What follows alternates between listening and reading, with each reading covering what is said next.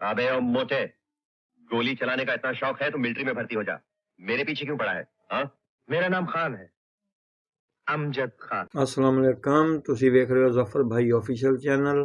लो जी, अज फिर एक नवे किस्से नाल नवे वाक़े नाल हाजिर खिदमत। लेकिन ये वाक़या उही रूटीन च जिहड़ी दुनियादारी दे हिसाब किताब मकसद ये आ।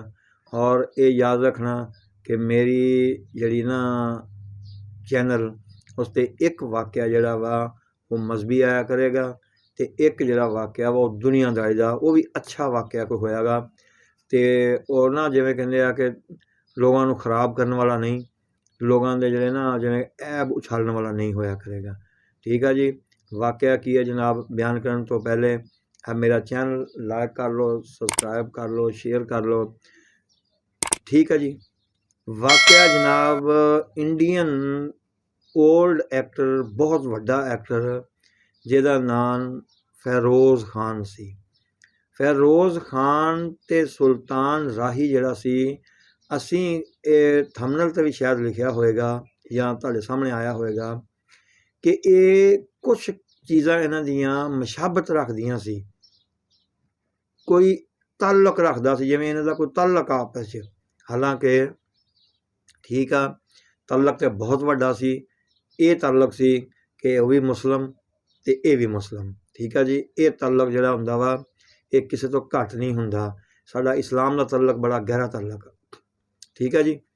ਲਓ ਜੀ, ਵਾਕਿਆ ਕੀ ਹੋਇਆ। ਵਾਕਿਆ ਤੁਹਾਨੂੰ ਇਹ ਦੱਸਣਾ ਵਾ ਕਿ ਆਖਰ ਫੈਰੋਜ਼ ਖਾਨ ਨੇ ਐਸਾ ਕੀ ਕੀਤਾ ਜਾਂ ਉਹਦੇ ਨਾਲ ਐਸਾ ਕੀ ਵਾਕਿਆ ਪੇਸ਼ ਆਇਆ ਕਿ ਜਿਹੜੀ ਉਸ ਵਕਤ ਦੀ ਲੱਖਾਂ ਰੁਪਏ ਮਾਲੀਅਤ ਦੀ ਉਹਦੀ ਗੱਡੀ ਸੀ, ਕਾਰ ਸੀ, ਮਕਸਦ ਇਹ ਆ ਉਹ ਸ਼ਾਇਦ ਹੁਣ ਕਰੋੜਾਂ ਦੀ ਆ। ਉਹਨੂੰ ਕੀ ਹੋਇਆ, ਉਹ ਕਿਸ ਤਰ੍ਹਾਂ ਤਬਾਹ ਬਰਬਾਦ ਹੋ ਗਈ, ਕਿੰਨੇ ਉਹਨੂੰ ਤਬਾਹ ਕਰ ਦਿੱਤਾ, ਕੀ ਵਾਕਿਆ ਕੀ ਹੋਇਆ। ਉਹ ਇਸੇ ਜਿਹੜੀ ਨਾ ਚੀਜ਼ ਨੂੰ ਮੈਂ ਮੱਦੇਨਜ਼ਰ ਰੱਖ ਕੇ ਨਾ ਸਾਹਮਣੇ ਲੈ ਕੇ ਆਇਆ ਕਿ ਇੱਥੋਂ ਸਾਬਤ ਹੁੰਦਾ ਕਿ ਜਿਹੜਾ ਸੀ ਨਾ ਫੈਰੋਜ਼ ਖਾਨ ਔਰ ਆਪਣਾ ਪਾਕਿਸਤਾਨੀ ਹਾਜੀ ਸੁਲਤਾਨ ਰਾਹੀ, ਉਹਨਾਂ 'ਚ ਕਿਹੜੀ ਚੀਜ਼ ਮੁਸ਼ਤਰਕ ਸੀ, ਕਿਹੜੀ ਚੀਜ਼ ਜਿਹੜੀ ਸੀ ਉਹ ਐਵੇਂ ਸੀ ਜਿਵੇਂ ਉਹਨਾਂ 'ਚ ਤਾਲੁਕ ਰੱਖਣ ਵਾਲੇ, ਤਾਲੁਕ ਉਹਨਾਂ ਵਿੱਚ ਕੋਈ ਤਾਲੁਕ ਜਨਾਬ, ਕੋਈ ਰਿਸ਼ਤੇਦਾਰੀ ਨਹੀਂ ਸੀ, ਕੋਈ ਐਸਾ ਮਸਲਾ ਸੀ। ਉਹ ਇਹ ਵੀ ਇੱਕ ਦੂਸਰੇ ਮੁਲਕ ਦਾ ਐਕਟਰ ਆ, ਇਹ ਇੱਕ ਦੂਸਰੇ ਮੁਲਕ ਦਾ ਐਕਟਰ ਆ। ਤਾਲੁਕ ਸਿਰਫ ਇਹੀ ਸੀ ਕਿ ਜਿਸ ਤਰ੍ਹਾਂ ਹਾਜੀ ਸੁਲਤਾਨ ਰਾਹੀ ਆਪਣੇ ਕੰਮ ਨਾਲ ਇਸ਼ਕ ਕਰਦਾ ਸੀ ਨਾ, ਕਿ ਜਦੋਂ ਮੈਂ ਜਿਹੜਾ ਸ਼ਾਟ ਕਰਾਂ ਨਾ ਉਸ ਸ਼ਾਟ 'ਚ ਜਾਨ ਪਾ ਦੇਵਾਂ। ਹਾਲਾਂਕਿ ਉਹਦਾ ਤਰੀਕਾਕਾਰ ਸੀ ਇਹ ਕਿ ਉਹ ਸ਼ਾਟ ਜਦੋਂ ਹੋ ਜਾਂਦਾ ਸੀ ਨਾ, ਦੇਖਣਾ ਇੱਕ ਸ਼ਾਟ ਹੋਤਾ ਵਾ। ਹਾਲਾਂਕਿ ਤੁਹਾਨੂੰ ਪਤਾ ਪੰਜਾਬੀ ਫਿਲਮਾਂ ਦੇ ਅੰਦਰ ਸ਼ਾਟ ਦੇਣਾ ਕਿੰਨਾ ਮੁਸ਼ਕਿਲ ਆ। ਇੱਕ ਸ਼ਾਟ ਹੋ ਗਿਆ ਨਾ, ਉਹ ਮਿੱਟੀ ਘੱਟੇ, ਬੰਬ, ਬੰਦੂਕਾਂ, ਘੋੜੇ, ਐਨ ਉਹਨੂੰ ਫਿਰ ਵੀ ਉਹ ਕਈ ਦਫਾ ਇਹ ਕਹਿੰਦਾ ਹੁੰਦਾ ਸੀ ਕਿ ਸ਼ਾਟ ਖਤਮ ਕਰਨ ਤੋਂ ਬਾਅਦ ਉਹਨੇ ਹਦਾਇਤਕਾਰ ਕੋਲ ਆਉਣਾ, ਹਾਂਜੀ ਕੋਈ ਸ਼ਾਟ ਦਾ ਤੁਹਾਨੂੰ ਮਜ਼ਾ ਆਇਆ ਕਿ ਨਹੀਂ। ਜਦੋਂ ਹਦਾਇਤਕਾਰ ਨੇ ਕਹਿਣਾ ਵਾਹ ਜੀ ਵਾਹ ਹਾਈ ਸਾਹਿਬ ਕਿਆ ਬਾਤ ਆ, ਮਜ਼ਾ ਆ ਗਿਆ ਮਾਨਾ, ਫਿਰ ਉਹਨੇ ਕਹਿਣਾ ਆ ਲਓ ਫੜੋ ਹੁਣ ਅਗਲੇ ਸੈੱਟ 'ਤੇ ਚੱਲਦੇ ਹਾਂ। ਇਹ ਸੀ ਜਨਾਬ ਜਨੂਨ, ਇਹ ਸੀ ਲਗਨ ਕਿ ਮੈਂ ਪੈਸੇ ਲਏ ਹੋਏ ਆ, ਮਾਲ ਸਹੀ ਮਿਲਣਾ ਚਾਹੀਦਾ ਅਗਲੇ ਨੂੰ। ਤੇ ਦੂਸਰੀ ਸਾਈਡ 'ਤੇ ਫੈਰੋਜ਼ ਖਾਨ ਨਾਲ ਕੀ ਹੋਇਆ, ਫੈਰੋਜ਼ ਖਾਨ ਵੀ ਇੱਕ ਐਸਾ ਹੀ ਆਪਣੇ ਕੰਮ ਦੇ ਨਾਲ ਲਗਨ ਰੱਖਣ ਵਾਲਾ, ਇਸ਼ਕ ਰੱਖਣ ਵਾਲਾ ਜਨੂਨੀ ਫਨਕਾਰ ਸੀ। ਮਕਸਦ ਇਹ ਆ ਕਿ ਜਿਹਨੇ ਕਹਿੰਦੇ ਕੰਮ ਨੂੰ ਅੱਛਾ ਕਰਨ ਵਾਸਤੇ, ਕੰਮ 'ਚ ਰੰਗ ਭਰਨ ਵਾਸਤੇ ਨਾ, ਅਗਰ ਉਹਨੂੰ ਕੋਈ ਆਪਣੇ ਪੱਲਿਓਂ ਪੈਸਾ ਖਰਚਣਾ ਪਿਆ, ਉਹਨੂੰ ਰਾਤ ਦਿਨ ਕੰਮ ਕਰਨਾ ਪਿਆ ਨਾ, ਉਹਨੇ ਉਹ ਕੀਤਾ। ਤੇ ਅਖੜ ਸੀ। ਮਕਸਦ ਇਹ ਆ ਕਿ ਜਿਹੜਾ ਵਾਹਿਦ ਅਦਾਕਾਰ ਸੀ ਕਿ ਜਿਹੜਾ ਸੀ ਨਾ ਰਾਜ ਕੁਮਾਰ ਐਕਟਰ, ਉਹਦਾ ਕਿ ਨਾਮ ਸੀ ਰਾਜ ਸੀ, ਸਮਝ ਲਓ ਫਿਲਮ ਇੰਡਸਟਰੀ 'ਤੇ, ਉਹਦੇ ਸਾਹਮਣੇ ਵੀ ਖੜਾ ਹੋ ਗਿਆ ਸੀ ਇੱਕ ਜਗ੍ਹਾ 'ਤੇ। ਉਹ ਕਦੀ ਤੁਹਾਨੂੰ ਫਿਰ ਦੱਸਾਂਗੇ। ਯਾਨੀ ਕਿ ਇੰਨੀ ਲਗਨ ਰੱਖਣ ਵਾਲਾ ਐਕਟਰ ਸੀ ਉਹ ਕਿ ਉਹ ਕਹਿੰਦਾ ਸੀ ਕਿ ਸ਼ਾਟ ਵਾਸਤੇ ਕਈ ਦਫਾ ਇੰਨੇ ਰੀਅਲ ਕੰਮ ਕਰ ਦਿੰਦਾ ਸੀ ਕਿ ਬੰਦੇ ਨੂੰ ਸਮਝ ਹੀ ਨਹੀਂ ਸੀ ਆਉਂਦੀ ਕਿ ਯਾਰ ਇਹ ਕੀ ਹੋ ਕੀ ਰਿਹਾ। ਜਨਾਬ ਇਹ ਜਦੋਂ ਫੈਰੋਜ਼ ਖਾਨ ਬਿਲਕੁਲ ਯੰਗ ਸੀ, ਉਹਨੇ ਬਹੁਤ ਸਾਰੀਆਂ ਫਿਲਮਾਂ ਬਣਾਈਆਂ, ਜਿਸ 'ਚੋਂ ਕੁਛ ਫਿਲਮਾਂ ਦੇ ਪੋਸਟਰ ਐਵੇਂ ਤੁਹਾਨੂੰ ਜਿਹੜਾ ਨਾ ਇੱਥੇ ਦਿਖਾਵਾਂਗਾ। ਉਹ ਦੇਖ ਲੈਣਾ। ਚੰਦ ਫਿਲਮਾਂ ਦੇ ਫਿਲਮਾਂ ਤਾਂ ਟੋਟਲ ਫਿਲਮਾਂ ਉਹਨਾਂ ਦੀਆਂ ਹੈਗੀਆਂ ਵਾ ਕੋਈ 70 ਦੇ ਕਰੀਬ। ਮਕਸਦ ਇਹ ਤੇ ਸਾਰੇ ਤਾਂ ਯਾਰ ਹੁਣ ਪੋਸਟਰ ਦਿਖਾਉਣੀ ਦੇਖਣ ਦਾ ਕੋਈ ਫਾਇਦਾ ਨਹੀਂ ਹੈ। ਇੱਕ ਫਿਲਮ ਬਣਾਈ ਸੀ ਜਿਹਦਾ ਨਾਮ ਸੀ ਕੁਰਬਾਨੀ, ਠੀਕ ਹੈ ਜੀ। ਉਸ ਕੁਰਬਾਨੀ ਦੇ ਫਿਲਮ ਦੇ ਅੰਦਰ ਇੱਕ ਸ਼ਾਟ ਸੀ ਕਿ ਉਹਦੇ ਅੰਦਰ ਨਾ ਸਟੈਂਟ ਕਰਦਿਆਂ ਹੋਇਆਂ ਜਿਹੜੀ ਗੱਡੀ ਸੀ ਨਾ ਉਹਨੂੰ ਰੇਲ ਤਬਾਹ ਕਰਨਾ ਸੀ।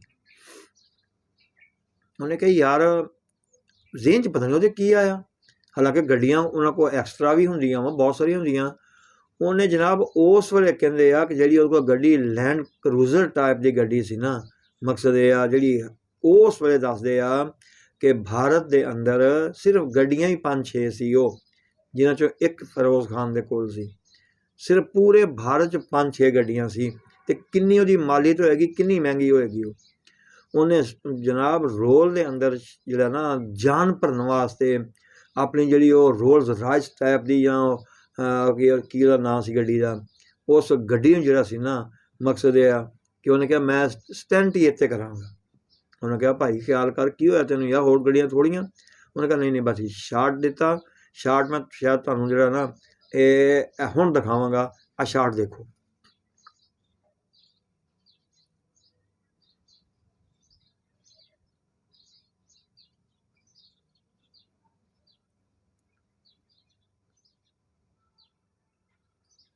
ਲਓ ਜੀ, ਇਹਦਾ ਸ਼ਾਟ ਸੀ ਨਾ, ਇਸ ਸ਼ਾਟ ਦੇ ਵਿੱਚ ਕੀ ਦੇਖਿਆ ਤੁਸੀਂ ਕਿ ਉਹ ਜਿਹੜੀ ਸੀ ਆਪਣੀ ਉਹਦੀ ਸੀ ਨਾ ਲਗਜ਼ਰੀ ਟਾਈਪ ਦੀ ਗੱਡੀ, ਉਹ ਉਹਨੇ ਮਾਰ ਕੇ ਕੰਧਾਂ 'ਤੇ ਇੱਧਰ ਉੱਧਰ ਸ਼ਾਟ ਵਾਸਤੇ ਤਬਾਹ ਕਰ ਦਿੱਤੀ। ਤਬਾਹ ਕਰਕੇ ਉਹਦਾ ਬੇੜਾ ਗਰਕ ਕਰ ਦਿੱਤਾ। ਕਦੀ ਤੁਸੀਂ ਦੇਖਿਆ ਤਾਂ ਹੈ ਸਾਰਾ। ਮਕਸਦ ਇਹ ਉਹ ਜਦੋਂ ਉਹਦਾ ਖਾਨਾ ਖਰਾਬ ਹੋ ਗਿਆ ਸਾਰਾ, ਲਿਆ ਕੇ ਉਹਨੂੰ ਫਿਰ ਕੀ ਕੀਤਾ, ਉਹ ਕਰਨ ਦਾ ਮਕਸਦ ਕੀ ਸੀ? ਮਕਸਦ ਉਹਦੇ ਪਿੱਛੇ ਵੀ ਇੱਕ ਬੜਾ ਵੱਡਾ ਸੀ। ਉਹਦਾ ਜਿਹੜਾ ਕੈਮਰਾਮੈਨ ਸੀ ਨਾ ਆਪਣਾ ਫਿਰੋਜ਼ ਖਾਨ ਦਾ, ਉਹ ਕੋਈ ਥੋੜ੍ਹਾ ਜਿਹਾ ਨਾਰਮਲ ਸੀ, ਗਰੀਬ ਸੀ। ਉਹਦੀ ਬੇਟੀ ਦੀ ਸ਼ਾਦੀ ਆਈ ਹੋਈ ਸੀ। ਉਹਨੇ ਸੋਚਿਆ ਮੈਂ ਇੱਦਾਂ ਕਿੱਦਾਂ ਆਇਆ, ਇਹਨੂੰ ਕੀ ਦੇਵਾਂ ਇਹਨੂੰ ਮੈਂ ਯਾਰ ਹੁਣ।